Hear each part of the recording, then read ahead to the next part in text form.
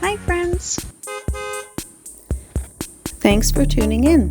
If you like this video, please give it a like, comment below, and take a moment to subscribe to our channel. Welcome to Montrose, British Columbia. This small village is located in the southeastern part of the province, just a short drive from the city of Trail. Montrose sits on a hillside above the Columbia River, offering great views of the valley below. The area is surrounded by forested mountains and is part of the West Kootenay region.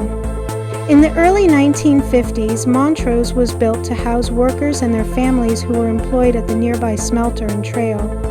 The village was named after Montrose Avenue and Trail, which was one of the main roads at the time. Today, Montrose is a quiet and peaceful community with a population of just a few hundred people. The village has a small park, a community hall, and local services for residents. Montrose may be small, but it has a strong sense of community and a beautiful setting in the mountains of British Columbia. Thank you for joining us on this tour of Montrose, British Columbia.